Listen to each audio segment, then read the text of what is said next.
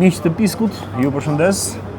Jemi me profesor Angel Lukën dhe sot këtë takim me profesorin e kam kërkuar unë për shkakun tuaj, që jeni disa njerëz që komentoni dhe kërkoni me ngul të madh, edhe pse ne takohemi me Angelin, bëjmë ato tema që kanë lidhje me aktualitetin dhe shumë gjëra tjera që ju i ndiqni gjithmonë në kanalin Pisk. Është tigri i maleve, ku her pas here dhe në videot ku nuk shfaqet Angeli, kërkon me do e mos Angel Luka të dali sa më shpesh në podcastin tënd. Të lutem Altin, është shumë i besueshëm dhe duhet të udhëheqë dhe të drejtojë këtë vend. Ka fakte dhe prova që të bindin, vetëm ai mund të shpartallojë bandat. Më duket i paanshëm. Nëse do kishte zgjedhje tani, unë e votoj me gjithë familjen. Angel Luka flet me ligje dhe nene. Kjo është një nga shumë komente që i përngjasojnë. Unë nga ana ime falenderoj dhe do ishte e mirë që ta njihja edhe kështu më konkretisht zotrin.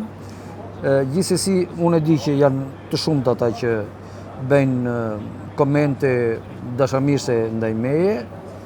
Natyrisht unë nuk dua kurse si t'i zhgënjej njerëzit me gënjeshtra të sotme që mund nesër të dalin krejt ndryshe dhe njeriu merr fytyrën e Palachos. E kupton? Siç ka marrë përgjithsisht çdo këto vite të tjera. Që premtojnë asgjë nuk japin nga përshkafon. Dhe parimi im mbetet i patundur që unë dua që t'ju jap njerëzve nga pak hidhërim të vërtetësisë sime, që ata më vonë të kenë mundësi të shijojnë mjaltin e veprimit të tyre, duke mësuar të vërtetën. Ky është qëllimi. Dhe sa për atë që Angel na prije, Angel na mëso, unë ta kam shprehur dhe vetë, ndoshta dikujt mund t'i jetë dukur pak, mund t'i jetë dukur që unë jam pak mburavece, i egzageruar, po unë ju siguroj që le të dalin sot një burr i vetëm, që ka eksperiencën time, që di ato që kam unë, që di unë, që ka bredhur ato vende që kam bredhur unë, që është takuar me njerëz që kam takuar unë. Vende turistike, për plazhe, për gjëra. Edhe turistike, po të tjera, dhe që ka një bagazh të njohjes së anës më të errët të shtetit, domethënë të shërbimeve të inteligjencës, pa qenë unë pjesë e tyre. Se ndryshe ti jesh atje dhe të dish diçka, duhet të dish ndryshimin. Ata që janë atje, ndoshta din ca gjëra më tepër se unë. Ndoshta din praktikat e punës që i kanë mësuar në bazë të një sistemi të caktuar. Unë jam i vetë mësuar. Prandaj ata nuk e kuptojnë dot mënyrën time të punës. Dhe nga ana tjetër, unë nuk jam i angazhuar, nuk kam asnjë detyrim ndaj tyre. Të asnjë lloj. Që është gjëja kryesore. Kjo është pengmarrje që janë kapur. Po pra, ata janë të pengmarr, unë jam i lirë. Ndërkohë, unë s'kam asgjë, jam njeriu që dhunohem pikërisht për shkak të kësaj. Sepse ata nuk duan të pranojnë që të ketë njeri që nuk e kontrollojnë dot. Tani, të paktën në dijenin time deri më sot, qofsha e gabuar, pjesa më e madhe atyre që drejtojnë, apo që bëjnë sikur drejtojnë, apo që bëjnë sikur hidhen në sulm, kanë gjithmonë nga mbrapa një njeri që i mban për grepi. Dhe kjo do ishte ndryshimi që unë kam me të tjerët. Mos më mban askush për grepi. Askush nuk ma detyron dot as fjalën, as veprimin, as gjepegje. Pastaj nga ana tjetër do të them edhe një gjë që ndoshta për sa do të duket të qesharake. Unë në një farë mënyre nuk kam familje. Familje kam plot unë. Po njerëz që rrinë me mua s'ka. Njerëz që më kërkojnë mua gjë s'ka. Të tërë më rinë larg. Në rast se nesër unë do të marr pushtetin, asnjë nga njerëzit e mi nuk ka guximin, qoftë edhe moral, të vitë më thotë mua, Angel, po ma gjej punë për çunin, për shembull, po themi kot, si bën rondon këtu. Shkak se ti s'ke marrë gjë nga ata. Unë as kam marrë, as ju kam dhënë ata, domethënë unë s'kam asgjë. Po e kuptoj pra. Pra ata nuk do kenë guximin që të vinë të kërkojnë gjë për shkak se ti s'ke marrë atyre. Unë nuk e kam marrë dhe sot pjesa më e madhe e tyre janë larg meje. Në një farë mënyrë më kanë trajtuar. Kanë trajtuar veten. E kupton? Pse? sepse njerëzit në përgjithësi janë shumë të dobët para shtetit.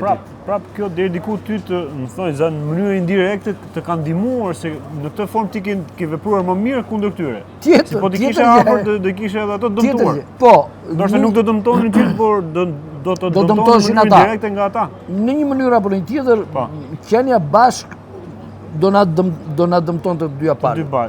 Por qenia më vete më dëmton mua në mënyrë të jashtëzakonshme, sepse unë, siç e dini, dhe ti sapo më thej që Angel po hajde atje te podcasti të flasim se kemi kushte më të mira. Atëherë ata që kërkojnë, unë jau kam thënë disa herë, po ja them edhe një herë. Unë jam në kushte financiare zero. Domethënë udhtimi që bëj unë nga shtëpia ime te shtëpia jote apo te studio jote është raskapitës për mua, plus është humbje kohë jashtëzakonshme. Do të kalojmë 5-6 orë që unë të vite ty, të bëj emisionin e të kthehem prapë në shtëpi. Ndërkohë që është investim, është kohë e gjithë. Jo vetëm që është kohë, po duhet dish një gjë që gjatë gjithë kësaj kohe që unë pres nga çdo lloj dosje që të më kthehen parat, ata ç'a bëjnë? Unë e dosje, ata i dosje, kot më kot, letra kot, pa asnjë hetim, pa asnjë veprim, pa gjë. E kanë qëllim vetvete ata. Që ata duan me çdo kusht që të mos kthejnë parat, sepse nga sekonda që do kthejnë parat, nuk do mjafton me kaq. X i Y do shkojnë në burg. Dhe në këtë kuadër, le ta themi kështu, unë po ju them edhe një herë këtyre njerëzve, më ndihmoni që të marr gjën time dhe t'ju heq atyre, domethënë pushtetarëve, mundësinë që t'ju dhunojnë juve. Tashi, me që më përmende këtë, do të them edhe një gjë tjetër. Në përbot njihet që Italia ka 4 nga organizatat mafioze më të rrezikshme në botë. Është mafia siciliane apo Cosa Nostra, është Sacra Corona Unita, është Camorra dhe është Ndrangheta. Vitet e fundit Ndrangheta ka pasur një hovë të madh në veprimtarinë e saj, edhe shumat e parave që ka lëvizur dhe që ka përfituar nga shteti, si këto tenderat që bëhen këtu, janë marramendse. Domethënë, në vitin 2008-2009, shumat e përfituara nga organizatat mafioze në Itali ishin rreth 90 miliard euro, 90 miliard euro në vit, ndërkohë që 4-5 vjet më vonë, për shkak të mosveprimit dhe të veprimit të mbrapsht të shtetit, po e themi të shtetit në tërësi, në mënyrë të veçantë të shërbimeve të inteligjencës, organizatat mafioze kaluan nga 90 miliard në 145 miliard fitime në vit, neto. Fitime neto. Atë. Të paktën kështu e di unë. Të katra këto në total? Të katra këto në total apo? Po këto në të katra. Pastaj unë besoj që Ndrangheta e vetme mund të ketë marrë mbi 50%, të tjerat kanë marrë pjesën tjetër. E qartë. Se Ndrangheta ka profituar Se Ndrangheta. Se po jepsha unë përgjigjen kot. Sikur marr vesh. Ai sa kam dëgjuar, sa kuptoj. Atëherë, në radhë të parë, një herë nëpër mediat e gjithë botës, sidomos në mediat italiane, ka lajme shumë bukura për Shqipërinë. Jo, prit. Pretendohet se shteti italian është nga më të specializuarit në luftën kundër organizatave mafioze. Ata kanë struktura, bile këta shqiptarët këtu kur vjen ndonjëherë nga ata prokurorët andej erdhi filani. Nga shtetin kom. Nga shtetin kom komplet. Jo, shteti shqiptar ngrihet në për një copë policë fundore. Qartë. Vjen një policë fundor, po ta them me gjëra që i kam asistuar vetë. Dhe ashtu siç të kam thënë, është një policë që ka qenë një drejtor i një departamentin në Questurën e Romës, që ka 20 vjet ai, zlis vendit. Ka gjetur gradin këtu e pasha. Pretendon ai se jep eksperiencën e tij të mrekullueshme në luftë kundër organizatave mafioze. Dhe çfarë ndodh? Ndodh që organizatat mafioze edhe në Itali edhe në Shqipëri vetëm forcohen, vetëm shumohen. Ai ku ka ardhur i forcuar ato. Po. Jo, pikrisht ai pra të ka. Po e them sikur ka. Ai ka instruktuar policët shqiptar se si të justifikohen për të mos bërë punën. Jo për ta bërë, po si të gjejnë mënyra për të mos e bërë. Shumë. E kupton? Dhe kjo situatë ngjan njësoj si luftës kundër terrorit. Në vitet domethënë ISIS, një nga organizatat më të tmerrshme, praktikisht më të tmerrshme që ka njohur njerëzimi i viteve të fundit, me përjashtim të IDF-s, e kupton? ISIS i krijuar diku te vitet 2004-2005, 10 vjet më vonë, në vitet 2014 mori një ovë të jashtëzakonshëm, saqë kishte arritur të pushtonte një territor midis Sirisë, Irakut dhe Afganistanit, që një territor që krahasohet me Anglinë e sotme. Kaq territor kishin pushtuar atë. Deri në vitin 2014-2015. Dhe gjatë gjithë kohës amerikanët dhe partnerët e tjerë, francezët, anglezët e tjera, pretendonin se po bënin namin duke luftuar terrorizmin. Ata vetëm shtoheshin.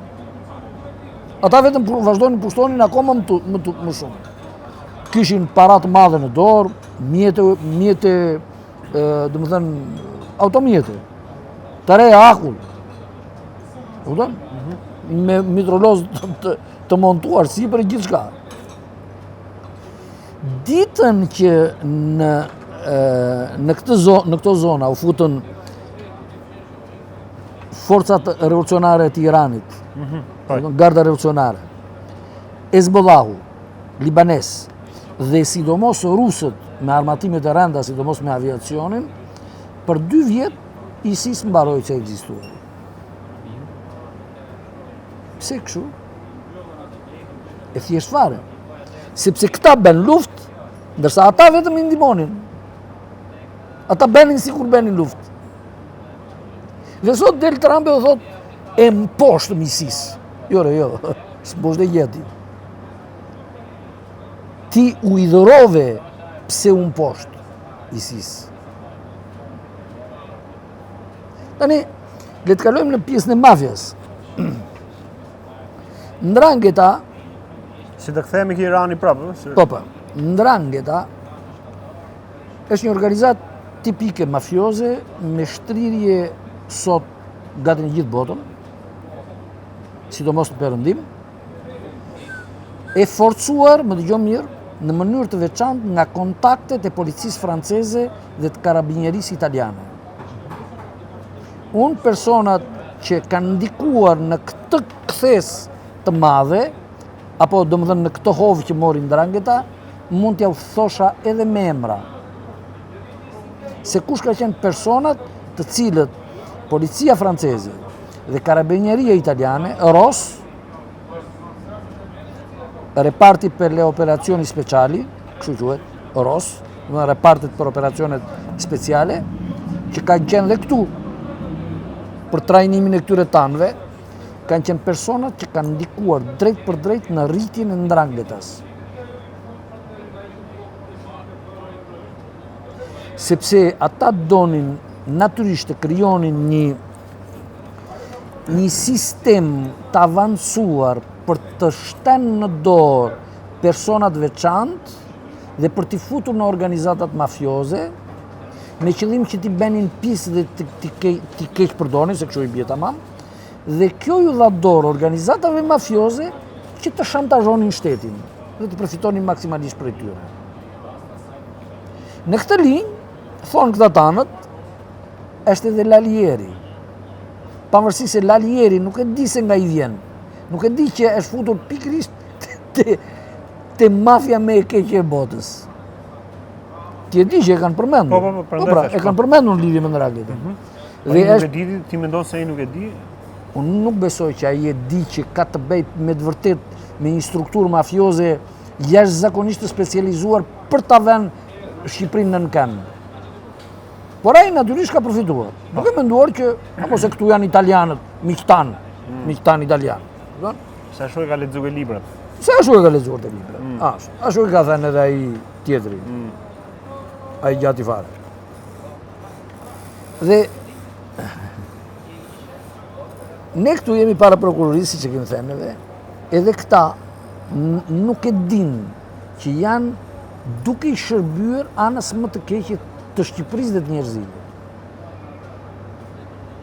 Nuk e dinë, por nuk duan ta dinë Angel. Edhe nuk duan ta dinë.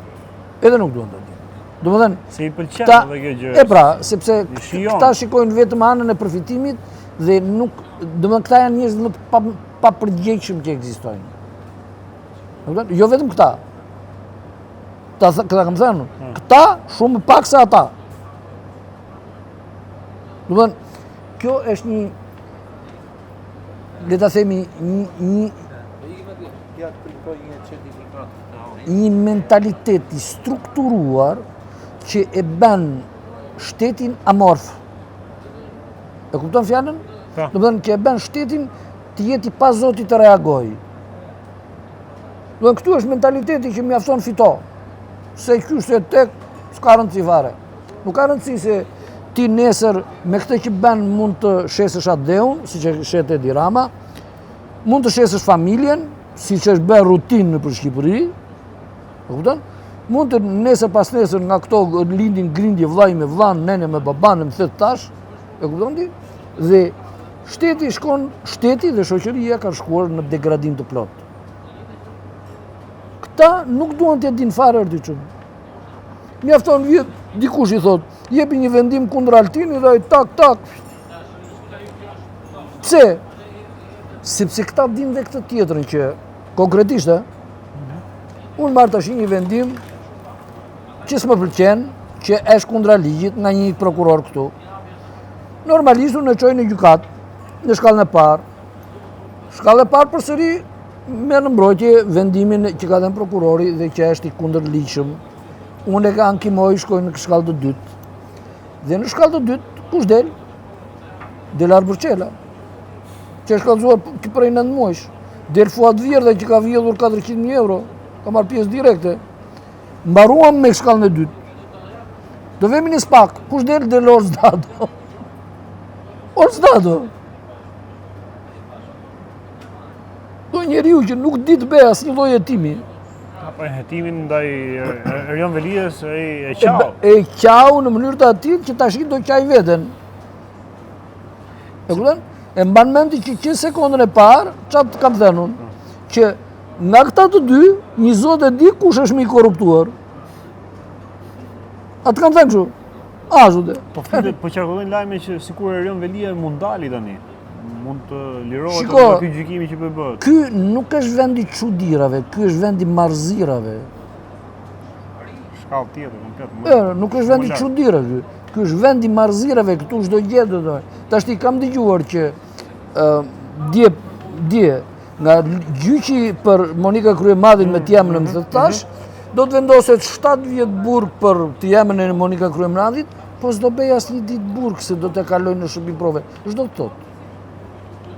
Ç'do të thotë shërbim prove? Ç'do të thotë? Po çfarë arsye? Ora ti e di që nuk kanë pushtet ata, nuk kanë moral që të dënojnë njeri. Nuk kanë moral ata, janë vetë të përlyer. Si po tallen në Janë të përlyer Ardiçun, janë të përlyer. Ilir Meta është njeri i fuqishëm në ana e pasurisë, e lidhjeve ndërkombëtare, e njerëzve që ka këtu, zvenc ministrën e brendshme e ka njeriu e vet, veglën e vet, drejt, domethënë shteti i Edi Ramës është praktikisht shteti i gjithëve. I Saliut, i Ilirit, i tërve. Këtyre krye kriminalëve. Ata lozin me njëri tjetrin. Lozin kur i stan timi dhe gjithë tjerëve. Po fajsh. Se kanë përgja fare. Dhe del një spak që gjasme duhet të bënte kërdin, e qa bën? E dënoj 7 vjetun, po do ta kalojmë në shërbim prove. Po drejt që do të thotë kjo shërbim prove. Do të thotë që ajo s'do vuaj as i kokër dite. Do të thotë që ajo do qeshin e do tallet me ne dhe me ata. Kaqë. Që doni me ajo? Dhe njerëzit donë spaku, po që spaku? Shko që shikoni ati të spaku. Qa ben? Asgje. Vitet të tëra, 7 vjet. Rogat mal. Nga institucionet më të paguara. Prokurorët e Spakut marrin 2 fishin e këtyre këtu, 3 fishin e këtyre këtu, e këtyre këtu. Dhe s'bën asnjë kokër leku punë. Të shikosh dosjet, lemerisesh. Unë bëj kallëzim kundër Adriatik Llallës, ai merr shqyrtim prokurorin që kishte mbrojtur Adriatik Llalla. Këta janë domethënë është pak të thuash qesharakër ti çun. Se nuk di ç'a emrit ju vë njeriu. Atyre që marrin 7 milion, 6 milion, 7 milion, kush e di sa dieta, kush e di sa përfitime të tjera. Po si mund të dalin Altin Dumani para Sali Berishës, ku Sali Berisha i thot, ti ke 3 apartamente, që minimalisht do të thot ke 500.000 euro. Si mund të dalin Arben Kraja, kur ata e din të tërë që ka një vilë, 1 milion e kusur euro, që se ka paguar as i kokër leku. Më duket ka paguar vetëm 15.000 euro. Nga 1 milion e 250.000. Vilë, ka blerë vilën 15.000 euro? Ere, ka që ka blerë. E kuptoni ju ku jemi erdi qënë. Prandaj, do t'i them atyre protestuzve atjere. Kuptoni një gjerë dhe qënë. Ja u shpikova dhe randë e parë. Ne kemi disa rrugë, po 2 janë ato më kryesoret, si të thua shtylla kryesore, për të fituar këtë betej nëse me të vërtet duam të fitojmë. Njëra është rruga e dhunës, për shembull siç po bën ai zoti Progni që eth vezë, eth, ku di jam çaj. Se, konsiderohet dhunë ajo me vezë, Angel? Po një formë dhune, nuk është dhunë, po është një formë, si thuash, e ashpërsimit për ndërgjegjësim. A kupton? Po nuk është. Nuk kanë nen që thuash për shembull po të godasësh me vezë, quhet sikur. Shiko, edhe në kase është ofendim. Është ofendim. Po, ai për shembull nesër personi që u godit me vezë, shkon atje e thot Alti Dumani më goditi me vezë dhe unë e kallëzoj për fyerje. E thot, është neni me gjobë. Me paratë ai. Pa, okay. Pa. Po që nuk është me të vërtet në atë që mund të rrezikoj jetën apo të rrezikoj shëndetin e tjera e tjera. Nëse fakt është që ka një popull të tërë që është i ndinjuar dhe në një mënyrë apo një tjetër do ta shprehin janë në vetë. Pa. Tani jemi para 2 gjërave. Ne këtë betejë ose do ta fitojmë me dhunë ose do ta fitojmë pa dhunë. Domethënë me forma paqësore. Ti me cilën një nga këto dy enjë? Unë jam me paqësoren. Me paqësore. Të paktën tani për tani. Dhe jam shumë i gëzuar që atje ka një numër të madh njerëzish që domethënë janë paqësisht duke demonstruar çdo natë. Janë po bën një muaj e gjysmë. Pa. Por kjo paqësorja në këtë forum dhe deri në këtë pikë nuk fiton asgjë. Zero. Kupton? Domethënë, nëse ju shpresoni që do të dalni këtu dhe t'i thuash atij të zotit shpisore, i do poshti se dua unë se ti je buri keq, ai thot ma ashtu siç po thot Rama, fiks. Fikse, çdo ditë ai. As i kërcet fare çfarë thua ti. Ashtu. Bile ata tani kanë filluar po tallen në një farë mënyre. Po. Po ç'a duhet bërë tjetër pra atëre? Në format e dhunës paqësore, ekziston vetëm dhuna e shtetit. Që do të thotë, ne duhet të bëjmë të mundur që shteti vetë të dënoj shtetarin. Po si bëhet kjo? Se, si që thamë, ata nuk janë nga jo gjellë. Atere, nëse ne duam të dënojmë për shembull Edi Ramën, siç duam të dënojmë Belinda Ballukun, duhet që personi që e atakon të ketë një kauz të vetën direkte. E kupton? Nëse jesh bërë dem Altin Tufës, vetëm Altin Tufa ka të drejtë të shkojë atje të thotë Edi Rama më ka bërë këtë dem dhe unë e kallëzoj. Nuk mund të shkojë Angjë Luka për Altin Tufën, si një vetë drejtë. Po 20.000 protestues tjerë ti ikën shtëpi. Prit tani. Se po flasim që ka ndinjat nga gjithë populli. Po pra, ata 20.000 të tjerët që nuk kanë kauz, duhet të mbështesin atë që ka kauz. Dhe të japin atij të gjitha mundësitë që ata vetë brenda mundësive dhe brenda dëshirës dhe brenda vullnetit, mos dilën tër ditën atje për ti zbriti nga kali, se nuk zbret ai. atëre ti jep kamzhikun këti, e thot qëlloj atë që është atje në halë, që të zbresin. Kjo është vetë me Po mundësi. ku dhe çështi këtë kamzhikun, ose ku dhe çështë kauzën të çështjen që mund ta ketë? Me mbështetjen e 20.000 vetëve? Ku dhe ç'është? Ke spaku? Prap atje. Ku? Ke spaku? Atje të spaku. Dhe prit, dhe jo vetëm të spaku. Pak më lartë që Dal, nuk prit. kam besim. Jo, sepse ata më shkojnë. Sepse më shkojnë vetëm. Ata më dhunojnë sepse nuk ka asnjë sy dhe asnjë vesh të dëgjoj dhe të shikoj ato që them unë.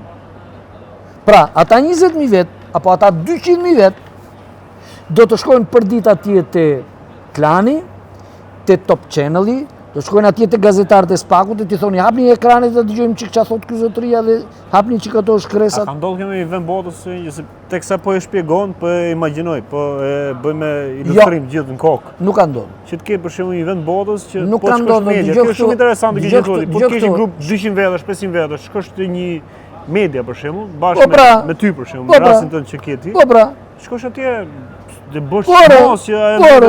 të të fusi se brenda. s'ben ata duan, se s'ben. Ata duan, janë të detyruar ta bëjnë. Janë të detyruar me Ndryshe ligj. fikën fare, nuk Po ke pra, nuk ka, janë të nuk- detyruar me ligj. Edhe me ligj, po, Po pra, saktë, edhe- unë i kam kallëzuar me persona të veçantë që kanë shkelur ligjin e tyre si media, dhe unë i kërkoj atyre që të marrin masën e dënimit që ka parashikuar ligji. E kam bërë konkrete, unë nuk flas shumë broçkolla. Jo, e di. Ashtu. Kështu që Drejta pse- informimit. Pse unë insistoj në këtë gjë? Dhe ti thuaj, po pse a ka ndonjë vend tjetër në përbot? Nuk ka asnjë vend në përbot sot që ndodhet në rrezikun që ndodhet Shqipëria. Sepse ne nga një anë rrezikojmë të humbasim territorin dhe shtetin komplet. Te do ta kemi Po gjithmonë pra, vëmendje. Nuk nga- ka si vend nga- botë që ka Sot rreziku që ka Shqipëria asnjë. Dhe nga ana tjetër, Edhe ne Irani ndodhemi e këta që duket Po pra, lufte këto. jo, ata janë si shtet, ata nuk i prek njeri. Ata janë komplet kompakt. E saktë. E kupton ti? E bukur. Dhe ne nuk mund të luftojmë me armë, ne nuk mund të bëjmë atë që ka Irani, sepse ne kemi shtetin e tradhtisë brenda. Kështu që ne luftën e parë kemi kundër shtetit ton, kundër shtetarëve tanë. Po kemi gjithë keq që jemi gjithë të hapërdarë. Ashtu dhe ky bashkim, Si shpreh që jam rrit i vogël. Po pra, Si rrit i qerosit. Po pra. Që është i batut kështu. Shpërndarë sa me këti. ne sot kemi domosdoshmërinë që të godasim me ligj, ta bëjmë ligjin të funksionojë. Sepse nëse nesër ne pa dashje apo me dashje do futemi në konflikt, ky vend shkretohet komplet. Ata atë duan. Atë pikërisht ata duan ata. Edhe e kanë treguar duke bërë Të tëra, tentativa nga më ata i ndryshme kanë për bërë të çuarat. tëra llojet e gjërave që ju nuk i imagjinoni dot, sepse nuk mund të futeni dot ashtu. Ata ju shtiren si miq më të mirë, me gojën e këtyre palaçove tanë e paraqesin në publik në Shqipëri dhe jashtë Shqipërisë, sikur Italia, avokati më i madh i Shqipërisë, Amerika po bën namin për të na mbrojtur etj etj, po është komplet e kundërta. Dhe jo rastësisht, po ti dëgjosh të tëra mediat sot thonë që kushtetuta e vitit 2008 është ajo që e shkatroi Shqipërinë. Diti çfarë është viti 2008? Dhe diti kur është bërë kjo kushtetutë? Kushtetuta është bërë në maj të 2008-s dhe Angel Luka është dëbuar nga Italia në kundërshtim me vendimin e gjykatës së Romës në prill të 2008-s. Direkt pasi muajit bë kushtetuta.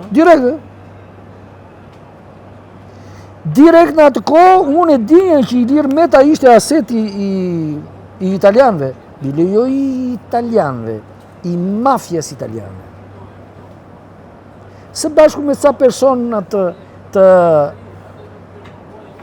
qarkut të vetë, të rrethit vetë, domethënë të zyrtarëve. Dhe jo vetëm, dhe jo rastësisht, Ilir Meta mori në shërbim të tij Barisha Qirin. Barisha Qiri është kontaktuar nga italianët dhe është vënë në shërbim të tyre pikërisht kundër meje. Jo më kot Edi Rama kanë zgjedhur një ligj që punonjësit e shërbimit informativ nuk mund të jetohen. Nuk mund të deklarojnë pasurinë. Thot ai. Po sigurisht ata mund të jetohen. Nëse me të vërtet ka një provë që vërteton se ata kanë marrë pjesë në aktivitet kriminal. Qoftë kundër shtetit, qoftë kundër personit. Sidomos kundër personit. Se kundër shtetit, merret shteti vetë. E kupton? Do të thënë, edhe njerë të dashur miq dhe të urryer armiq, unë kërkoj nga ju mbështetje për të bërë që të realizohen dëshirat dhe qëllimet tuaja. Doni në njëri tjetër që t'ju udhëheqin atyre, rrugë të mbarë. Nëse mendoni që kali rrëzohet me të bërtiturat tuaja, unë them që nuk rrëzohet. Kështu që më jepni mundësinë që ta rrëzoj unë kalin. Bashkë me ju. Ju jeni të domosdoshëm në këtë luftë. Kaq për këtë pikë. Për këtë pikë. Që në një tjetër? Dohet të kaloj pak përsa i përket takimit të Ramës me Macronin dje. Është hera e dytë brenda këtyre ditëve të kësaj situate ku ndodhet Shqipëria. Jo, ky takim nuk ka të bëjë me situatën. Tashti mund të ketë të bëjë dhe me situatën, po zyrtarisht ai ka vajtur atje sepse sot është festa kombëtare e Francës, 14 korriku. Dakor? Kështu që atje po zhvillohet një paradë e jashtëzakonshme, sepse unë pak në mëngjes dëgjova RFI, Radio France International, dhe me disë të tjerave flitej që po organizohet një parad goxha madhështore. Në fakt gjithmonë 14 korrikun Franca e ka festuar me parada, me pjesëmarrjen e shumë liderëve botëror. Kështu që pjesëmarrja e Edit atje sot është në këtë drejtim. Pastaj me këtë rast ai mund të ketë edhe mundësinë për të diskutuar gjëra të tjera, sigurisht, po s'është anormale. Po është brenda normalitetit. Ç'a mund të kalojë atje? Se ku diun, gjithmonë po ta shohësh me Francën, ajo e ka ngel domethënë. Se atje siç ka pam në summitin e NATO-s në Ankara e pam si. Atëherë më dëgjoni që këtu. Unë kam thënë dhe vazhdoj të insistoj në teorinë time se Franca ka lozur një rol jashtëzakonisht negativ në shtetin shqiptar. Franca ka studiuar masivisht parinë shqiptare, personat që mund të jenë me tendencë për të bërë përpjet, si mund ta themi. Domethënë për të kapur kyçet e shtetit, qoftë në media, në ekonomi, në financë, në sport, në muzikë, në showbiz, çfarë dush ti. Dhe natyrisht në politik, në qeveri, në marrëdhënie ndërkombëtare, te sigurimi i shtetit, te policia e shtetit dhe më thënë tash. Gjitha këto, qeveria franceze mundohet që shteti francez, duke pasur edhe një, si thua, një eksperiencë mbi 200 vjeçare, gati 300 vjeçare në këtë punë, duke kolonizuar shtetet tjera dhe duke kapur majën e shtetit, duke përdorur atë kundër, për përfitimet e veta. Edi Rama është i këtij kallepi. Është për mendimin tim pa dyshim aset i qeverisë franceze. Pastaj, me që është komplet çiksi i mangët nga trut, është apërdar tek njerit e tjetrit dhe ata kanë gjetur një zgjidhje a la Bismarck. E diti që është zgjidhja Bismarck? Në mos gaboj në vitin 1885, Bismarck mblodhi, domethënë kancelari gjerman i kohës, mblodhi të gjitha shefat e shteteve të Europës që kishin koloni në Afrikë në mënyrë të veçantë dhe aty për aty, domethënë qëllonte që 2 apo 3 ushtri futeshin në të njëjtin vend edhe fillonin luftonin njëri tjetrin, kush e kush të kapte më shumë territor. Edhe zoti Bismarck, një nga njerëzit më të zgjuar të kohës, po një qembirqeni për shqiptarët, se i quajti edhe thjesht një nocion geografik çfarë është Shqipëria se asgjë, sipas tij. E kupton ti? Dhe kjo ndodhte ndërkohë që Shqipëria dhe Kosova, domethënë Shqipëria e asaj kohe, Shqipëria e madhe, me fjalë, po bënte gjithçka për të shkëputur nga shteti turk. Kupton? Ishin fillimet e asaj që quhej rilindje. Dhe zotëria ju tha këtyre të tjerëve, këtyre europianëve, që drejtin kërkojmë ne që zhjemi me njëri tjetrin? E ndajme, ti këte, unë këte, ti këte, unë këte, ti këte, unë këte. Këte ka bolle Rama? Dhe jo, këte kanë berë me Ramën.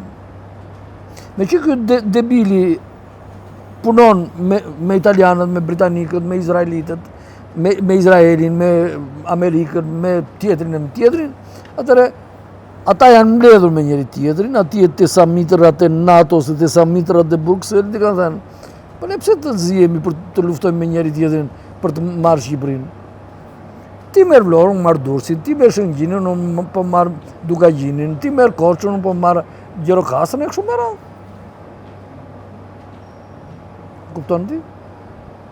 Dhe unë të të siguroj 100% që ka një marrëveshje sekrete midis tyre. Dhe unë do beqmos që këtë marrëveshje sekrete ta materializoj në prova të padiskutueshme materiale se çfarë kanë marrë se cili prej tyre. Se çfarë u është premtuar dhe se çfarë kanë marrë. Po sot në Bruxelles, ka dhe sot një takim atje në Bruxelles, një mbledhje e rëndësishme. Po të pyesësh gjermanët, austriakët, hungarezët, britanikët, e ca të tjerë, thonë që Bruxelli nuk është gjë tjetër veç se një barë shumë e rëndë për Europë. Do të thënë një burokracie pa parë. Njerëz që nuk e kanë idenë se ç'a bëjnë. Mjafton që atje është për shembull një komisioner, edhe ai mbledh një 3-400 tjerë me vete, si Elisa Speropali këtu kur u bë kryetare kuvendit. Bruxelli ka para, se paguajnë shtetet e tjera, e kupton, edhe ata rinë shpikin nga një gjë. Shpikin nga një mbledhje jashtëzakonshme, po merr filan ka pjesë, kryesohet nga von der Leyen, po të dëgjosh ç'a thonë mediat për von der Leyen. Njëri më i korruptuar në Europë. Jo vetëm njeriu më i korruptuar në Europë, po disa zera, tash i të mbetemi të zerat me që e kemi parë që flasim me fakte me prova. Domethënë duhen patjetër faktet dhe provat që të ashtu, po ata që e kanë nxjerrë pretendojnë se kanë pasur fakte të rënda, të marra nga shërbimet e inteligjencës dhe shërbimet policore. Të cilit shtet? Të cilit shtet? Të Anglisë. Anglisë? Ku zonja ka qenë për një kohë relativisht të gjatë, edhe ka studiuar atje, mos gaboj. Jo, ka studiuar në Amerikë. Nëse. Dhe ka drejtuar një nga rrjetet më të rrezikshme të trafikimit të qenies njerëzore. Bile sa për djeni, unë këte po të them, po s'ka mundësi të provoj, sepse, si që diti, mua ma shduken me Facebook, me Instagram, me më them e tash.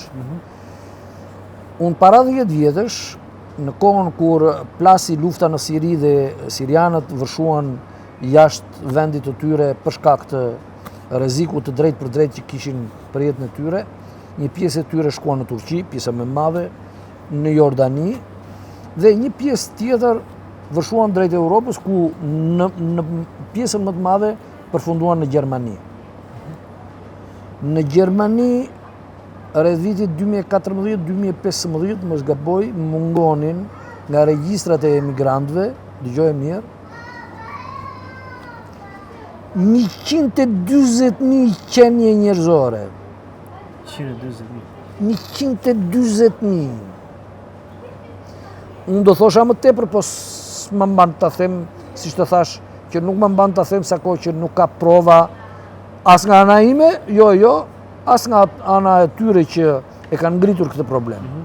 Pse nuk e beson që... E kam ngritur dhe unë vetë, Pse mendon që janë më shumë se 140.000? Jo, nuk jam duke thënë që janë më shumë se 140.000, se nuk do bënde ndonjë diferencë 140 apo 150, apo 140 apo 100, qoftë edhe 10.000. Se po flasim për mira i jetë njerëzish, po flasim për një fenomen të tmerrshëm. E kupton? Dhe që të ikin këta njerëz nga policia gjermane është e pamundur. Policia gjermane edhe fijen e qimin e flokut tënë do ta numëroj kështu me kilometro larg. Dhe që të shpëtojnë 140.000 njerëzish policisë gjermane është e pamundur.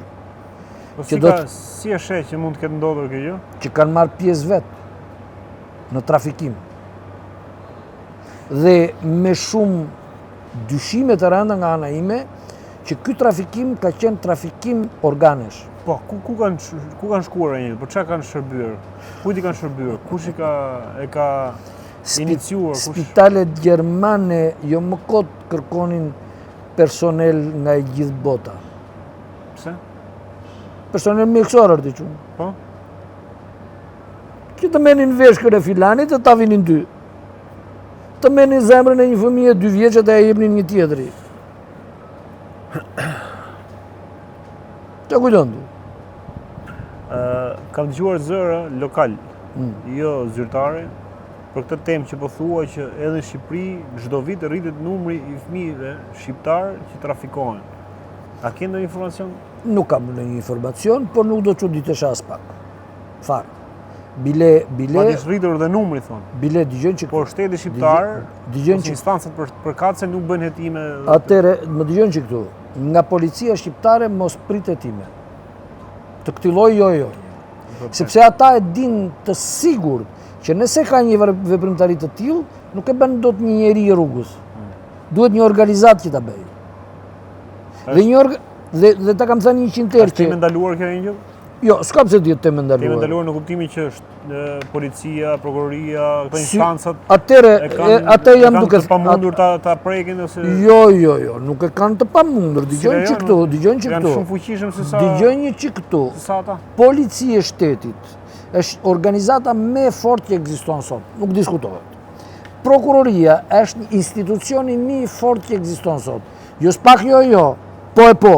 Po edhe kjo këtu, domethënë çdo prokurori rrethi ka fuqi institucionale, ligjore të veprojë, qoftë edhe një prokuror i vetëm. Mund të bëjë namin. Nëse ka vullnetin. Po. E kupton?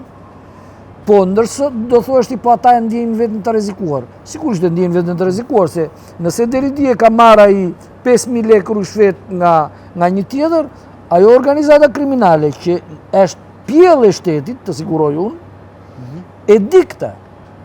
E do të mbyll gojën se të rrasim ty brenda. E kupton? Domethënë, që të veprojë shteti, që të veprojë institucioni, që të veprojë prokuroria, që të veprojë policia e shtetit, duhen zyrtar që janë të pastër moralisht. Patjetër të pastër moralisht. Ke ndonjë ti, di ndonjë? Njeh ndonjë? Ndoshta Rama se tani sa pash videon te parada në Paris për 14 korrikun, do ta gjejë një tjetër. Po vërtet që prokurorët tan janë se ka thënë ai. Ne bëm reformën, kemi bërë shtetin më të përkryer në botë, kemi prokurorinë, gjykatën që se ka kush.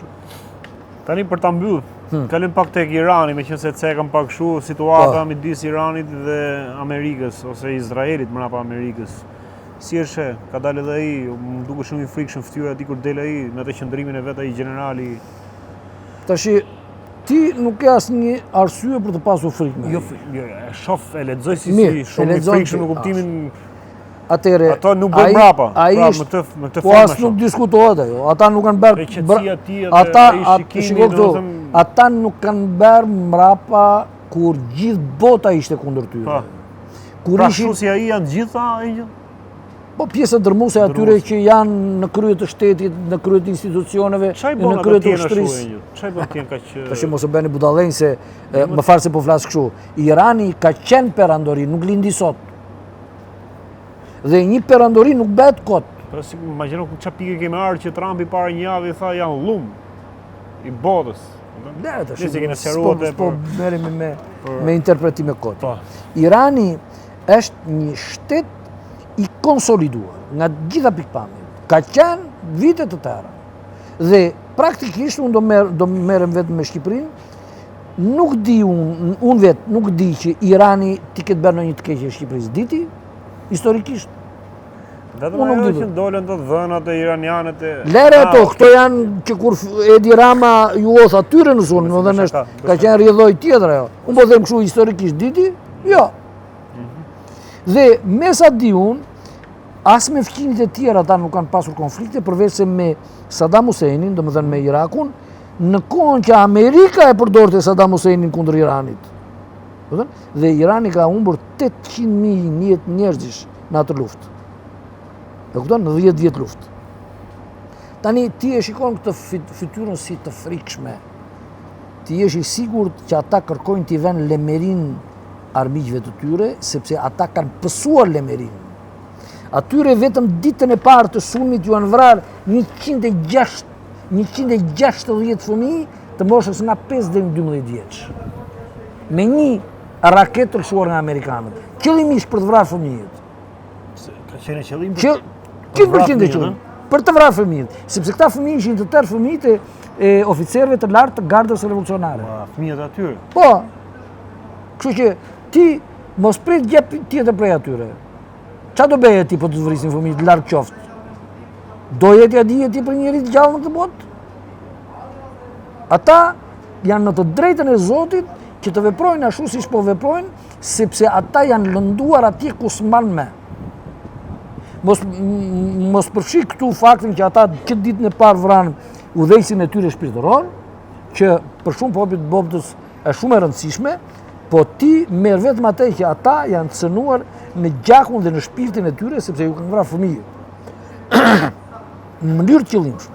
Në mënyrë të qëllimshme Izraeli, ta kam thënë 100 herë, po ta them edhe sot, nëse në luftën Rusi-Ukrainë ka luftime të jashtëzakonshme, masa armatimesh të tmerrshme, e kupton, dhe cilësisë nga më të çmendurat që më njeh njerëzimi, prap demi në civilit është shumë herë më i vogël se demi në njësitë ushtarake, në armatime, në instalime tjera. Pse? Sepse Rusia nuk synon që të vrasë civil.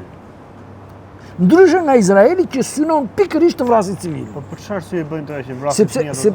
Sepse kështu kërkon të fusin popullin në panik, që ta kthej kundër regjimit. E kupton?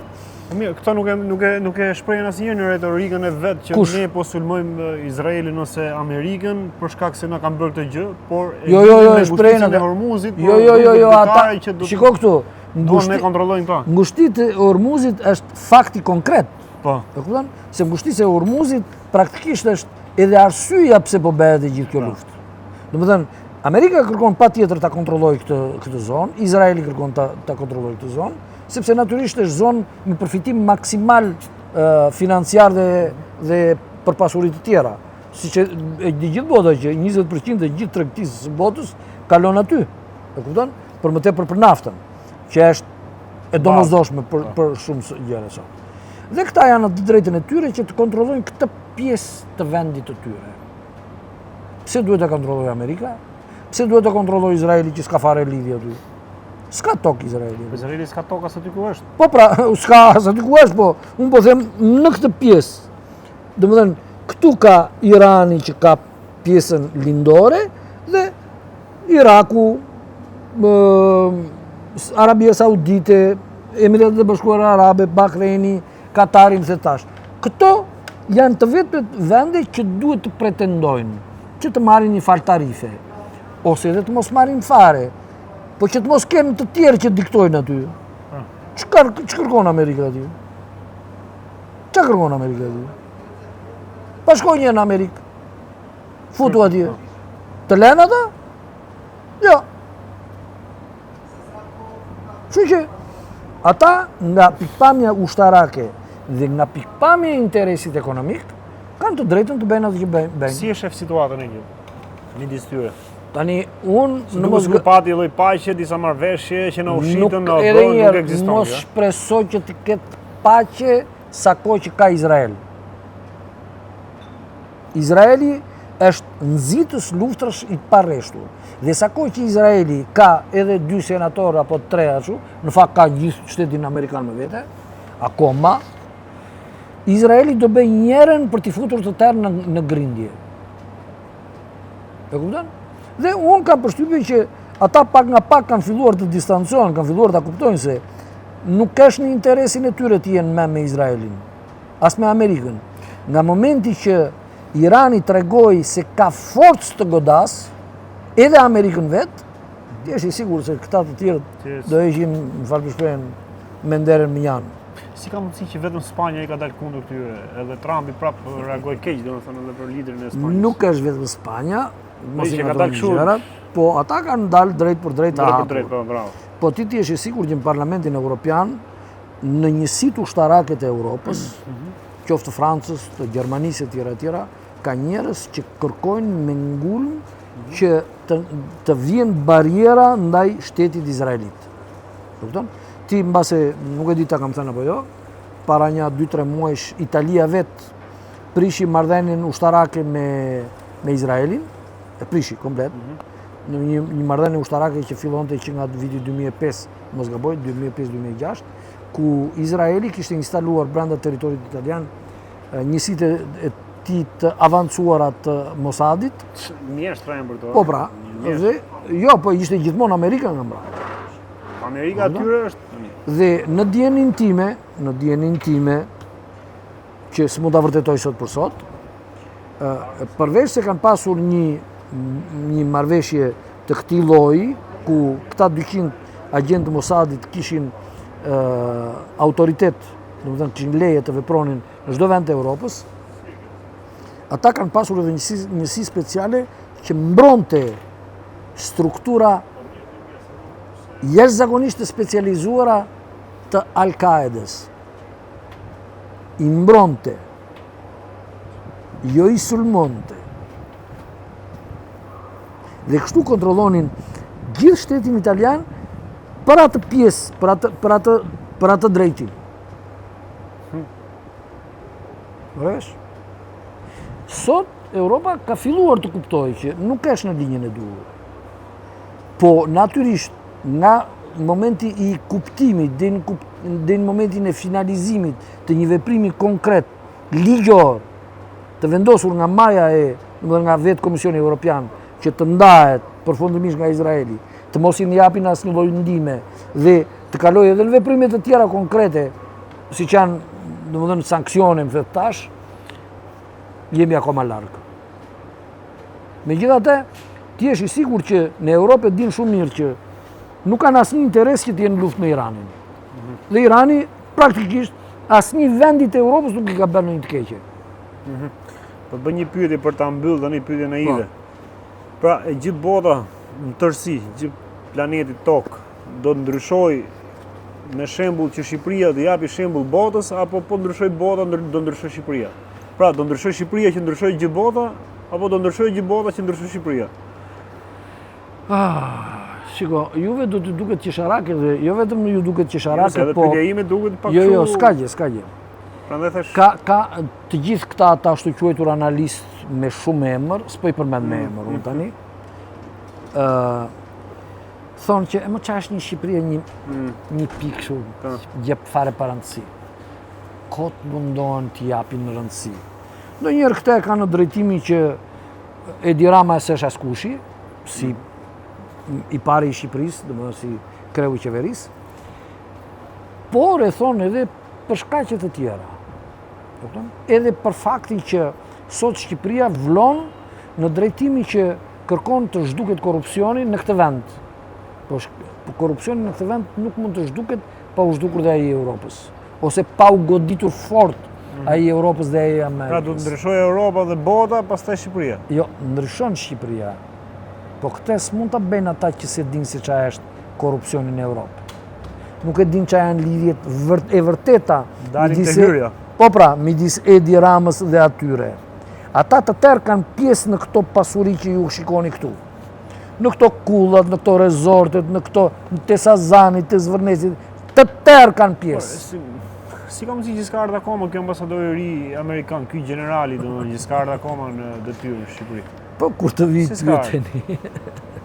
Mos më ke thënë edhe herë tjetër kur të vit. Unë ta kam thënë një herë që si ka mundësi që s'po vjen ndërkohë që ka kaluar, ai është zyrtarizuar, po s'ka ardhur futet në veprim domethënë. Tash unë nuk dua ta them atë që di unë, po unë të siguroj një gjë që fjalët e mia nuk ikin asnjëherë pa u vënë re. Nuk vjen dot këtu një ushtarak dhe të përfaqësoj shtetin më të madh të botës me pretendimin se kërkojmë të ndihmojmë Shqipërinë për të bërë sa më shumë biznes dhe që të ngrihet ekonomikisht, ndërkohë që Amerika kërkon të vjedhin, të grabisin tokë shqiptare. Jo vetëm pasuri, po tokë shqiptare. Ai vend që pretendon se është këtu për të na mbrojtur. Me çfarë do bëhet sipas Me çfarë surrati do t'ju dali përpara shqiptarëve ai fara ambasadori? Çfarë do i mbroj shqiptarëve? Pra ti po thuaj që s'ka për të ardhur. Nuk e di. Nuk e di. Po që duket ashiqare që ka një hezitim, duket. Të shohim gjithë. Ha? Po pra, shohim gjithë. Angel, të falenderoj shumë se kemi filluar një bëj çik bisedat e gjata, prandaj lind ajo nevoja, por ndoshta në vazhdim do të shkojmë tek ajo, të shohim se si do të jetë ajo se çka do të reagoni ju.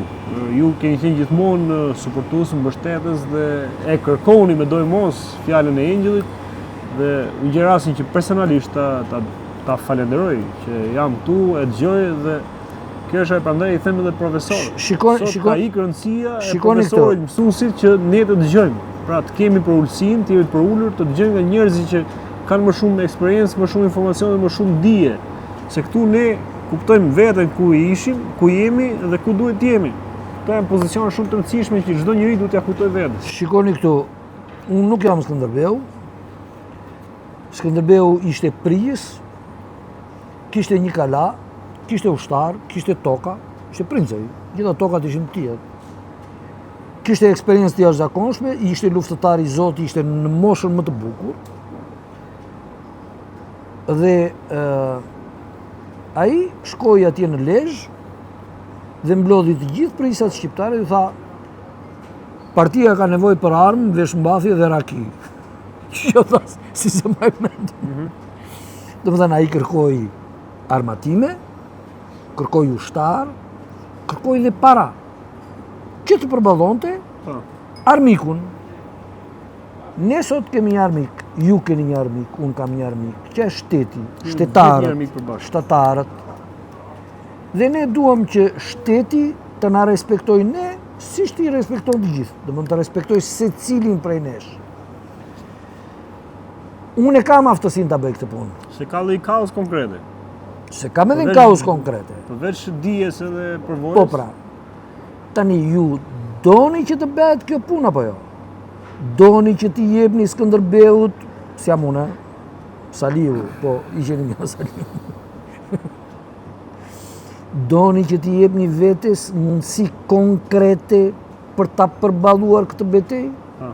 Nëse po, më të kontaktoni mua direkt, numrin tim të telefonit e keni atje në komente, mund të shkruani çfarë doni atje, më ndihmoni konkretisht që ta bëjmë konkretisht. Unë në momentin që marr gjën time nuk kam nevojë për ju, po ju keni nevojë për veten tuaj. Për të keni nevojë si kishit ju, për Angelin dhe për çështjen e Angelit që përfitoni dhe ju, dhe përfitojnë gjithë shqiptarët.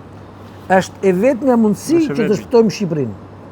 Çdo sekond që kalon, armiku punon që t'i verë kapak kësaj pune dhe juve t'ju çojnë në shtëpi me gisht në gojë. Mendojeni mirë. Ju përshëndesim. Shohim se si do jenë reagimet. T'jeni mirë. Erdi Arenci. Ka stile beri. Erdi në momentin që e mbylli se do ta kishim takuar. Jo, nëse kemi. Jo, ore qa, i